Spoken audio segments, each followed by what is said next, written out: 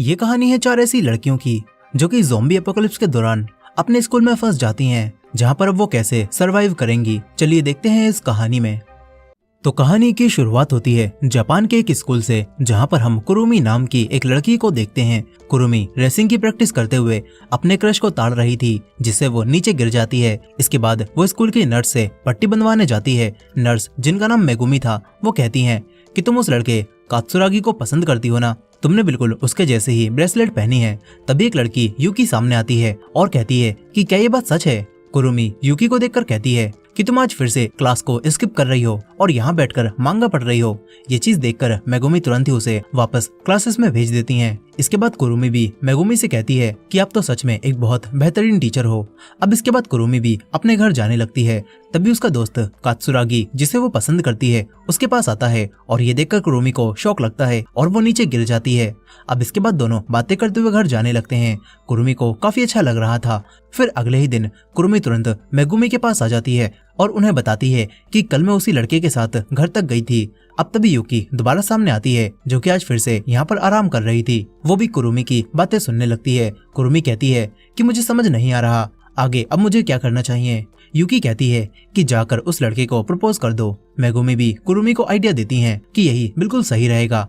अब तभी एक तीसरी लड़की यूरी-सान यहाँ पर आ जाती है। वो मेगुमी से कहती है कि टीचर, क्या आप कुछ समय बाद स्कूल की छत पर आकर हमारी उगाई हुई सब्जियों को देख सकती हो। मेगुमी यहाँ करती है और यूरी-सान यहाँ से चली जाती है। इसके बाद मेगुमी इन दोनों को बताती है कि वो भी तुम्हारी ही तरह 3rd ईयर की स्टूडेंट है, जो कि हॉर्टिकल्चर क्लब की प्रेसिडेंट है। वो लोग छत पर सब्जियां उगाना सीखती हैं।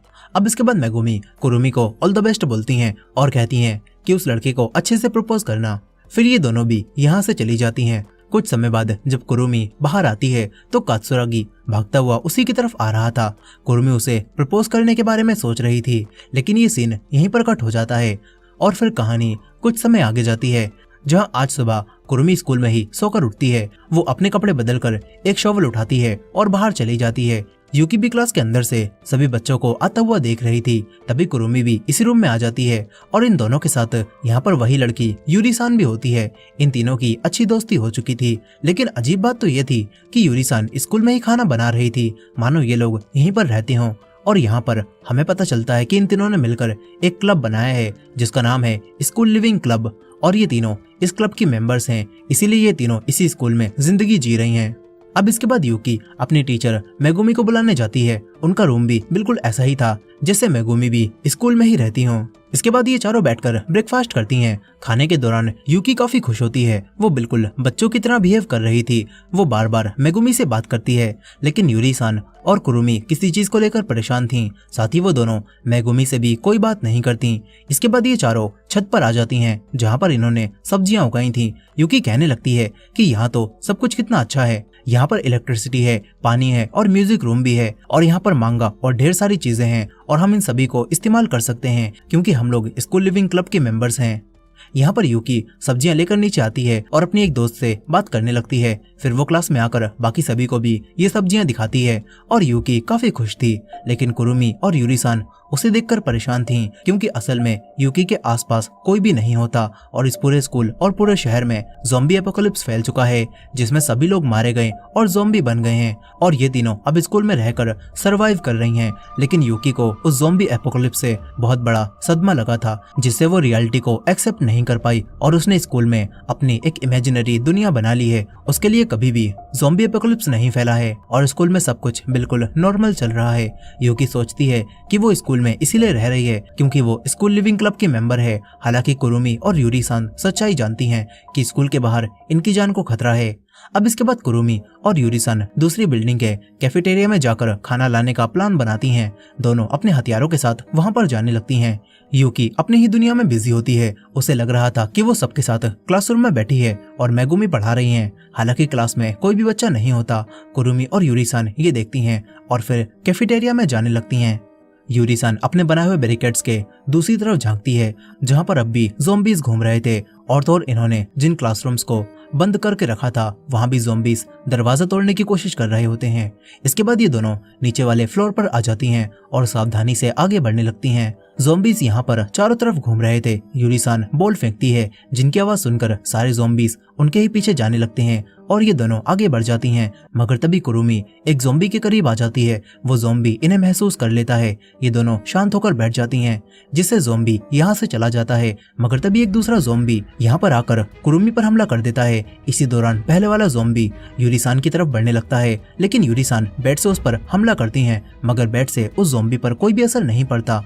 यहीं पर कुरुमी दूसरे ज़ॉम्बी से लड़ रही थी। कुरुमी यूरी-सान को खतरे में देखकर उस ज़ॉम्बी को शॉवल से मारती है और फिर दूसरे ज़ॉम्बी को भी मारकर यूरी-सान को बचा लेती है। अब ये दोनों तुरंत यहाँ से आगे बढ़ती हैं और कैफेटेरिया में आ जाती हैं जो कि पूरा तबाह हो चुका था। सामान हर तरफ फैला होता है जो देखकर ये दोनों समझ जाती हैं कि ज़ॉम्बीज़ ने यहाँ पर भी हमला किया होगा। अब इसके बाद इन्हें यहाँ पर काफी सारा सामान मिलता है। दोनों सामान लेने लगती हैं। तभी कुरुमी को एक अलमारी से कोई आवाज आती है और कुरुमी के सामने कोई आ जाता है। कुरुमी उसे ज़ॉम्बी समझकर उससे फाइट करने लगती है, लेकिन असल में वो एक दूसरी लड़की थी। यूरी-सान भी यहाँ पर आकर इन दोनों को रोकती है।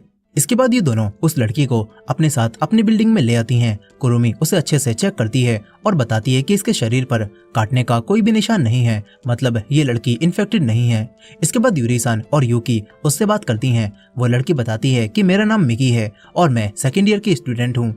यूकी उससे काफी अच्छे से बात करती है और बाकी सभी से इंट्रोड्यूस कराती है। यूकी मिकी से कहती है कि तुम्हारा स्वागत है हमारे स्कूल लिविंग क्लब में।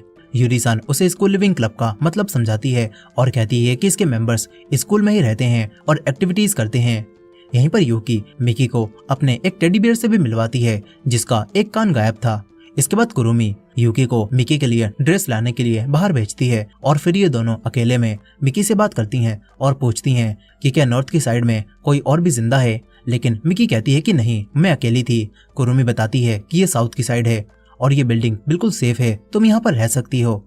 फिर ये लोग मिकी को अपने साथ खाना भी खिलाती हैं। यहाँ पर मेगुमी कुछ कहती हैं और उनकी बात पर सिर्फ यूकी ही रिएक्ट करती है, बाकी तीनों उनकी बात को अनसुना कर देती हैं। इसके बाद अगले दिन यूकी मिकी को छत पर लेकर जाती है और कहती है कि देखो बाहर का नजारा कितना खूबसूरत है, सब लोग कितनी मेहनत कर रहे हैं। लेकिन मिकी को समझ नहीं आता कि यूकी ऐसा क्यों कह रही है, क्योंकि मिकी को तो चारों तरफ ज़ॉम्बीज़ दिख रहे थे।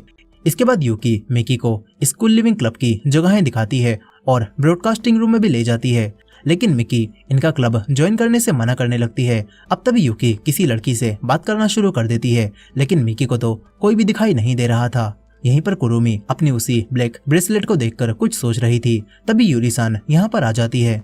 कुरुमी उसे दिखाती है कि एक ज़ॉम्बी बॉल से कुछ कर रहा है। इन दोनों को लगता है कि ज़ॉम्बीज़ अपनी पुरानी यादें वापस लाने की कोशिश कर रहे हैं।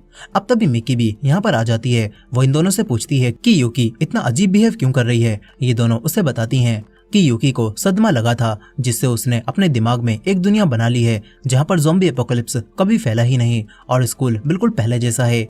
यूरी-सान बताती हैं कि शुरुआत के दिनों में यूकी के साथ बस ऐसा कभी कभी हुआ करता था, लेकिन पिछले कई दिनों से वो ऐसी ही अपनी दुनिया में जीने लगी है। यूरी-सान मिकी से कहती हैं कि प्लीज तुम उसके सामने ऐसा बिहेव करना जैसे कुछ भी ना हुआ हो। मिकी कोई जवाब नहीं देती क्योंकि वो तो यहाँ से भागने का प्लान बना रही थी। वो एक रूम से अपनी जरूरत का सामान लेने लगती है, लेकिन तभी कुरुमी यहाँ पर आकर उसे रोक देती है और कहती है कि तुम बाहर नहीं जा सकती, हमें बचाने के लिए रेस्क्यू टीम्स यहाँ पर जरूर आएंगी। लेकिन मिकी कुरुमी से ही बहस करने लगती है। वो कहती है कि अगर बाहर खतरा है तो यहाँ भी तो खतरा है, हमें साथ में बाहर चलना चाहिए। मगर कुरुमी कहती है कि हम यूकी को इस हालत में बाहर नहीं ले जा सकते। इस पर मिकी कहती है कि फिर हमें उसे यहीं पर छोड़ देना चाहिए। ये बात सुनकर कुरुमी को गुस्सा आ जाता है। वो मिकी को यूरी-सान के पास ले जाती है। यूरी-सान मिकी को समझाने लगती है कि यहीं पर रहना ठीक है, लेकिन मिकी लगातार बहस करे जा रही थी। यूकी भी बाहर खड़ी होकर इनकी बातें सुन रही थी, लेकिन उसे ऐसा लग रहा था कि ये लोग किसी दूसरी बात पर बहस कर रहे होंगे। और तभी मेगुमी यहाँ पर आकर यूकी को ले जाती है। अंदर यूरी-सान मिकी को समझाने की कोशिश करती हैं कि हमारे पास खाना और पानी है और रहने की जगह है, इसलिए यहाँ पर रहना ठीक होगा, लेकिन मिकी नहीं मानती। तभी कुरुमी को गुस्सा आ जाता है। वो कहती है कि ठीक है, तुम्हें जहाँ भी जाना है तुम जा सकती हो। यूरी-सान कुरुमी को ऐसा बिहेव करने से मना करती है। मिकी भी कहने लगती है कि मैं तुम्हारी तरह नहीं हूँ, मैंने कैफेटेरिया में अकेले सरवाइव किया है, मैं ज़ॉम्बीज़ के बीच लड़ी हूँ, लेकिन तुम लोग तो यहाँ पर आसानी से जी रहे हो। तभी यूरी-सान कहने लगती है कि ये जगह शुरुआत में ऐसी नहीं थी, हमने कई दिनों की मेहनत के बाद इसे ऐसा बनाया है। तभी हमें उसी दिन का सीन दिखाया जाता है जब एपोकलिप्स पहली बार फैला था। यूरिसान मेगुमी और बाकी लड़कियों के साथ अपनी क्लब की एक्टिविटी कर रही थी और तभी पूरे स्कूल में शोर होने लगा। बच्चे एक दूसरे को काटकर ज़ॉम्बी बनाने लगे। ये वही दिन था जब कुरुमी कात्सुरागी को प्रपोज करने वाली थी। कात्सुरागी उसकी तरफ भागता हुआ आ रहा था। कुरुमी खुश थी, लेकिन तभी कात्सुरागी उसे भी भागने के लिए कहता है और तब कुरुमी को एहसास होता है कि यहाँ तो कुछ और ही चल रहा है। और तभी एक लड़की ऊपर से गिरती है। कात्सुरागी कुरुमी के पास आकर उससे पूछता है कि तुम ठीक तो हो ना। अब तभी वही लड़की जो नीचे गिरी थी वो ज़ॉम्बी बन जाती है। ये दोनों तुरंत ही ऊपर की तरफ भागते हैं, लेकिन इसी दौरान और स्टूडेंट्स जो कि ज़ॉम्बी बन चुके थे वो इन पर हमला कर देते हैं। एक लड़की कुरुमी को काटने वाली थी, लेकिन कात्सुरागी अपने हाथ से उसे बचा लेता है, लेकिन वो लड़की कात्सुरागी के हाथ पर काट लेती है। ऊपर यूरिसान और मेगुमी छत पर थीं और वो दोनों नीचे देखती हैं और हर तरफ ज़ॉम्बीज़ ही ज़ॉम्बीज़ थे। और इसी भगदड़ और अपने दोस्तों को ज़ॉम्बी बनता हुआ देखकर यूकी को सदमा लग जाता है। कुरुमी भी कात्सुरागी को लेकर ऊपर आ जाती है, लेकिन यहाँ भी कुछ ज़ॉम्बीज़ थे और उन ज़ॉम्बीज़ को देखकर कुछ बच्चे नीचे की तरफ भागते हैं। मेगुमी उन्हें रोकने की कोशिश करती है क्योंकि नीचे और भी ज्यादा खतरा था, लेकिन वो सभी बच्चे चले जाते हैं और ज़ॉम्बीज़ उन पर हमला कर देते हैं। यूरिसान और मेगुमी को मजबूरन दूसरे बच्चों को नीचे ही छोड़कर दरवाजा बंद करना पड़ता है ताकि ज़ॉम्बीज़ ऊपर ना आ पाएं। इसके बाद ये लोग किसी तरह से ऊपर आए ज़ॉम्बीज़ को मारती हैं। यहीं पर कुरुमी भी अब कात्सुरागी के पास थी, लेकिन अब कात्सुरागी उसके सामने ही ज़ॉम्बी बन जाता है और मजबूरी में अब कुरुमी को अपने ही प्यार को मारना पड़ता है। प्रेजेंट टाइम में यूरिसान मिकी को ये सब बताती है और कहती है कि हमने भी बहुत कुछ सहा है। यूरिसान कहती है कि हमारी हिम्मत बढ़ाने के लिए हमारी एक टीचर मेगुमी ने ये क्लब बनाया था ताकि इसकी मेंबर्स बनने के बाद हमें एक उम्मीद मिल सके। यूरिसान कहती है कि तुम्हें यूकी भले ही एक पागल लगती हो, लेकिन उसका हमेशा यूं खुश रहना और हंसते हुए बातें करना हमें बहुत ज्यादा हिम्मत देता है। लेकिन इतनी सारी बातें सुनने के बाद भी मिकी इनसे सहमत नहीं होती और चली जाती है। इसके बाद रात में यूरिसान दुखी होकर रो रही थी। कुरुमी उसे संभालती है। फिर इसके बाद अगले ही दिन अचानक से माइक में एक म्यूजिक बजने लगता है और सारे ज़ॉम्बीज़ उस आवाज की तरफ जाने लगते हैं। कुरुमी और यूरिसान आवाज सुनकर समझ जाती हैं कि ब्रॉडकास्ट रूम से ही किसी ने म्यूजिक को प्ले किया है। कुरुमी तुरंत ही वहां पर जाने लगती है। यहीं पर मिकी जब देखती है कि सारे ज़ॉम्बीज़ म्यूजिक की आवाज सुनकर उसी तरफ जा रहे हैं तो मिकी यहाँ से भागने लगती है, लेकिन तभी यूकी यहाँ पर आ जाती है और पूछती है कि मिकी तुम कहाँ पर जा रही हो। मिकी कहती है कि मैं स्कूल छोड़कर जा रही हूँ। यूकी उससे कहती है कि तुम इस तरह स्कूल से नहीं जा सकती। तभी मिकी उससे चीख कर कहती है कि स्कूल अब खत्म हो चुका है और इस तरह बिहेव करना बंद करो। लेकिन यूकी को समझ नहीं आता कि स्कूल खत्म हो गया, इसका क्या मतलब है। वहीं पर यूरिसान और कुरुमी तुरंत भागकर ब्रॉडकास्ट रूम में आती हैं और म्यूजिक को बंद कर देती हैं। ये दोनों समझ जाती हैं कि मिकी ने यहाँ से भागने के लिए ऐसा किया होगा। वहीं पर मिकी के पास एक गाड़ी की चाबी थी, लेकिन उसे समझ नहीं आता कि ये चाबी आखिर किस गाड़ी की है। और तभी ज़ॉम्बीज़ इनकी तरफ आने लगते हैं। मिकी यूकी को छुपने के लिए कहती है और बाकी ज़ॉम्बीज़ से लड़ने लगती है। ज़ॉम्बीज़ काफी ज्यादा थे और कुरुमी और यूरिसान भी ये देखती हैं। कुरुमी इनकी मदद के लिए जाने लगती है। यहीं पर मिकी यूकी को लेकर एक कार के ऊपर चढ़ जाती है, लेकिन ज़ॉम्बीज़ इनके चारों तरफ आ जाते हैं। ये देखकर मिकी को वो पल याद आने लगता है जब वो अपनी दोस्त के साथ एक अलमारी पर चढ़ी हुई थी, लेकिन ज़ॉम्बीज़ ने इन्हें चारों तरफ से घेर रखा था और फिर उन ज़ॉम्बीज़ ने मिकी की दोस्त को भी नीचे खींच लिया। मिकी अपनी दोस्त को बचाने के लिए कुछ भी नहीं कर पाई थी। मिकी को वही पल याद आ रहा होता है जिससे वो अपना आपा खोने लगती है। मगर तभी कुरुमी यहाँ पर आ जाती है। वो सारे ज़ॉम्बीज़ का ध्यान अपनी तरफ भटकाती है और इनसे भागने के लिए कहती है, लेकिन यूकी नहीं भाग रही थी। और ये देखकर यूरिसान तुरंत ब्रॉडकास्ट रूम में आती है और स्कूल के स्पोर्ट्स फेस्टिवल का म्यूजिक प्ले कर देती है। और उस म्यूजिक को सुनकर यूकी को ऐसा लगता है कि रेस चल रही है। यूकी अब मिकी के साथ यहाँ से भागने लगती है। इसी दौरान कुरुमी भी ज़ॉम्बीज़ को मारती है। यहीं पर मिकी समझ जाती है कि यूकी को कौन सी दुनिया दिख रही है। इसके बाद ये तीनों भागती हुई तुरंत बिल्डिंग के अंदर घुस जाती हैं और बैरिकेड्स लगा देती हैं। लेकिन मिकी अब उदास होकर एक तरफ बैठी होती है। तभी यूकी उसके पास आकर उससे बातें करने लगती है। मिकी को अब यूकी से बात करके अच्छा लगता है और वो भी इनकी दोस्त बनने लगती है। यूकी की मुस्कुराहट ने मिकी को भी अब एक उम्मीद दे दी थी। अब इसके बाद अगले दिन कुरुमी और मिकी एक रूम को देखती हैं जो कि ज़ॉम्बी से भरा हुआ था। कुरुमी कहती है कि अगर किसी तरह से हम इस रूम को पार कर लें तो हम लोग डिजास्टर प्रिवेंशन रूम में पहुंच जाएंगे, जहां बहुत सारा खाना और पानी हो सकता है। कुरुमी कहती है कि मैं अकेली थी जो कि फाइट कर सकती थी, इसी वजह से हम अब तक इस रूम के ज़ॉम्बीज को नहीं मार पाए। लेकिन मैंने कल तुम्हें फाइट करते हुए देखा और अगर हम दोनों मिलकर कोशिश करें तो हम इन सारे ज़ॉम्बीज को मार सकते हैं। मिकी भी मान जाती है और कहती है कि मुझे समझ आ गया है तुम्हें किस तरह से यूकी ने हिम्मत दी थी। मिकी भी अब इनके स्कूल लिविंग क्लब को ज्वाइन कर लेती है। अब इसके बाद ये दोनों ज़ॉम्बीज पर हमला बोल देती हैं और सारे ज़ॉम्बीज को बुरी तरह मारने लगती हैं। ये दोनों ज़ॉम्बीज को खत्म कर रही थी, लेकिन तभी मिकी के सामने उसकी दोस्त आ जाती है जो कि ज़ॉम्बी बन चुकी थी। मिकी उसके सामने कुछ भी नहीं कर पाती, तभी कुरुमी आकर उसे बचाती है। फिर ये दोनों सारे ज़ॉम्बीज को मार देती हैं। इसके बाद ये दोनों सारे ज़ॉम्बीज की बॉडी को यहाँ से हटाती हैं और डिजास्टर प्रिवेंशन रूम में आ जाती हैं, जहाँ पर ढेर सारा खाना रखा हुआ था। उसे देखकर ये लोग काफी खुश होती हैं, क्योंकि इतने खाने से ये लोग कई महीने यहाँ पर गुजार सकती थीं। इसके बाद मिकी और यूकी कुछ बॉक्स को लेकर बाहर चली जाती हैं और यूरी-सान और कुरुमी बॉक्स निकालकर बाहर रख रही थी। मगर तभी एक ज़ॉम्बी जो कि यहाँ मौजूद था वो सामने आता है और इन पर हमला कर देता है। यूरी-सान उसे देखकर डर जाती है। कुरुमी उसे मारने वाली थी, लेकिन गलती से कुरुमी उस ज़ॉम्बी की आंखों में देख लेती है, जिससे कुरुमी को वो पल याद आ जाता है जब कात्सुरागी उसके सामने ज़ॉम्बी बना था।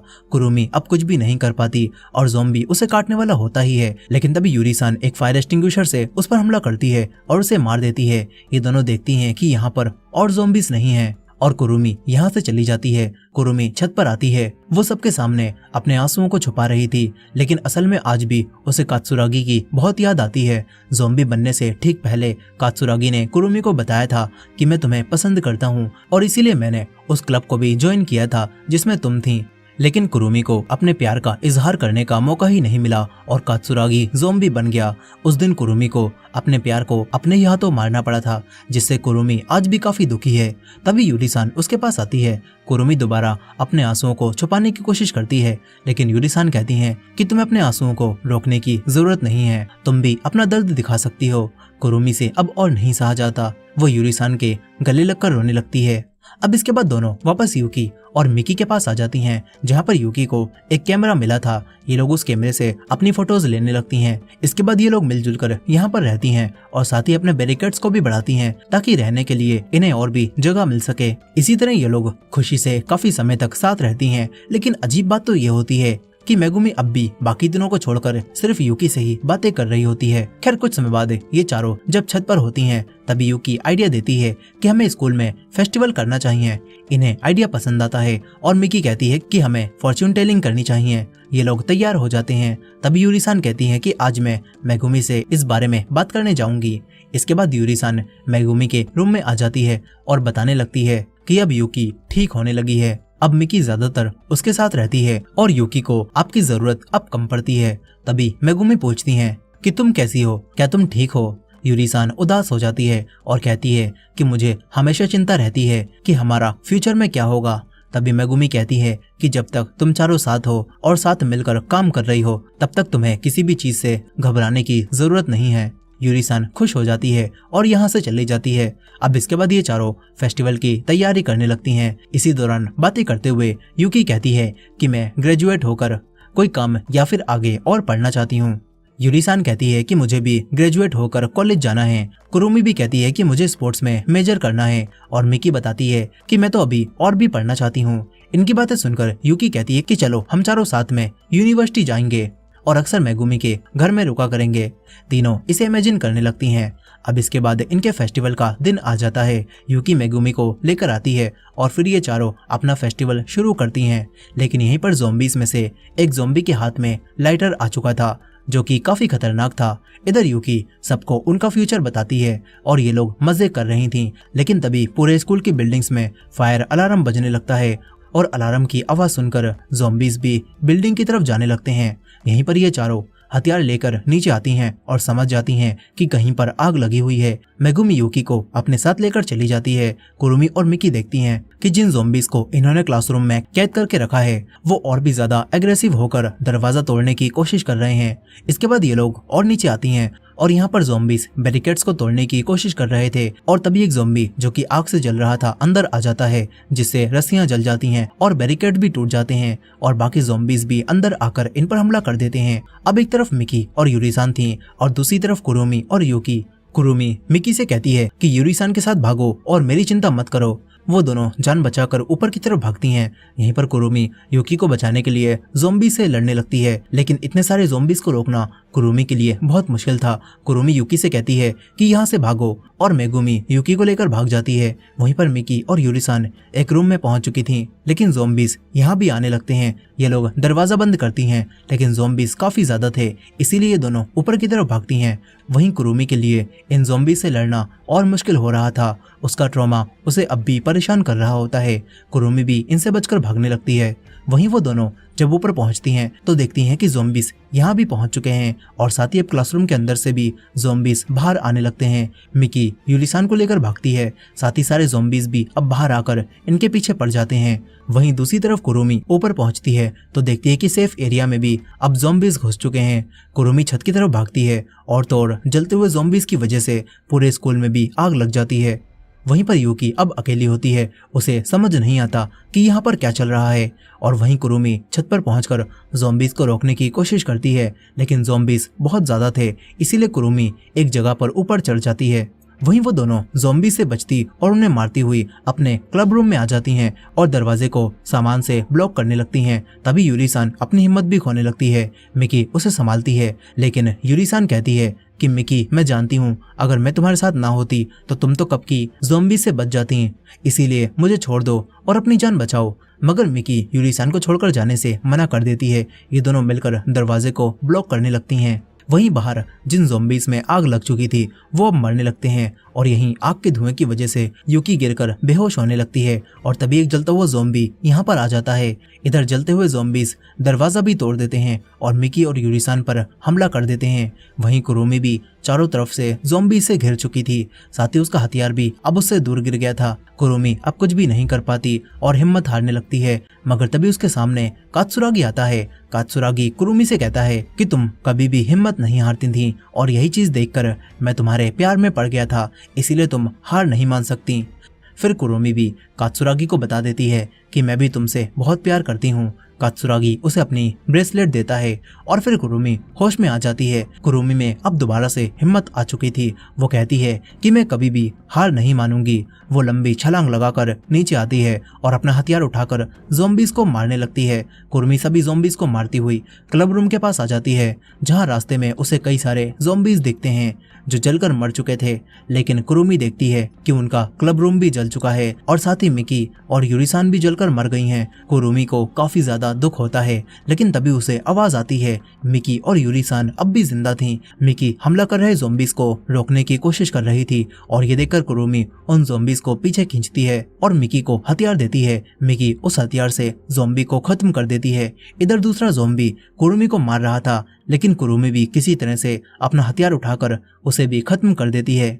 ये तीनों जिंदा बचकर काफी खुश होती हैं, लेकिन कुरुमी पूछती है कि यूकी कहाँ पर है। ये लोग समझ जाती हैं कि यूकी अकेली हो गई है, लेकिन कुरुमी कहती है कि यूकी अपनी टीचर मेगुमी के पास गई होगी। इधर यूकी को होश आता है, जहाँ सारे ज़ॉम्बीज जले पड़े हुए थे और तभी मेगुमी उसके सामने आती हैं, जो उसे एक रूम में लेकर जाती हैं। यूकी इस रूम में आती है तो उसे अपने टेडी बियर का वही दूसरा कान मिलता है और अब यूकी को सब कुछ याद आने लगता है। दरअसल जिस दिन ये एपोकलिप्स फैला था उसके कुछ समय बाद ही ये तीनों अपने टीचर के साथ इस रूम में आई थीं ताकि सामान ले सकें, लेकिन एक ज़ॉम्बी ने इनके ऊपर हमला कर दिया था, जिसमें टेडी बियर का कान अलग हो गया था। साथ ही ज़ॉम्बी से यूकी को बचाने के चक्कर में मेगुमी को एक ज़ॉम्बी ने काट लिया था। फिर मेगुमी ने यहीं पर रुककर इन्हें वापस भेजने का फैसला किया और खुद को इस कमरे में लॉक कर लिया था ताकि वो ज़ॉम्बी बनकर इन्हें चोट ना पहुंचाए। मेगुमी के अलग होने से इन तीनों को भी काफी दुख हुआ था और यूकी को एक और सदमा पहुंचा था। वो रियलिटी को एक्सेप्ट नहीं कर पाई थी, इसीलिए उसने अपनी इमेजिनरी मेगुमी बना ली थी, जिनसे हमेशा वो बातें करती रहती थी। और यही वजह थी कि मेगुमी अभी तक यूकी के अलावा किसी और से बातें नहीं कर रही थी, क्योंकि असल में इस पूरे टाइम में मेगुमी इनके साथ थी ही नहीं। अब इसके बाद प्रेजेंट में यूकी इस रूम में असली मेगुमी को देखती है, जो कि ज़ॉम्बी बन चुकी थी। यहीं वो तीनों भी यूकी को ढूंढती हुई इसी रूम में आ जाती हैं और देखती हैं कि यूकी और मेगुमी दोनों यहाँ पर हैं। कुरुमी यूकी को ज़ॉम्बी मेगुमी से दूर हटने के लिए कहती है, लेकिन यूकी कहती है कि कोई बात नहीं। इसके बाद ये लोग देखते हैं कि मेगुमी ने ज़ॉम्बी बनने से पहले अपने आप को रस्सी से बांध लिया था ताकि वो किसी को भी चोट ना पहुंचाएं। यहीं पर अब कुरुमी अपनी टीचर मेगुमी को इस दर्द से आजाद करने के लिए उन्हें मार देती है, जिससे इन चारों को और भी ज्यादा दुख होता है। अब अगले दिन ये अपना बचा हुआ सामान इकट्ठा करती हैं और इनके पास ज्यादा सामान नहीं बचा था और खाने पीने का सामान भी आग में जल गया था। और तो और यूकी भी अब अपनी इमेजिनरी दुनिया से बाहर आ गई थी और असली दुनिया उसके लिए काफी दर्द से भरी हुई थी। वो इन सभी से माफी मांगती है और कहती है कि मुझे माफ कर देना, मैं अब तक तुम पर बोझ बनी हुई थी। लेकिन यूरी-सान कहती है कि ऐसा नहीं है, तुमने ही तो हमें हिम्मत दी थी। इसके बाद कुरुमी कहती है कि अब हमें ग्रेजुएट हो जाना चाहिए। ये चारों अब अगले दिन अपने लिए खुद एक ग्रेजुएशन सेरेमनी रखती हैं। यूरी-सान मेगुमी के रूम में आखिरी बार जाती है और उनसे इस तरह बात करती है जैसे मेगुमी उसके सामने ही हो। फिर इसके बाद ये चारों अपनी ग्रेजुएशन सेरेमनी मनाती हैं और इस स्कूल में बिताए हुए अच्छे पलों को याद करते हुए रोने लगती हैं।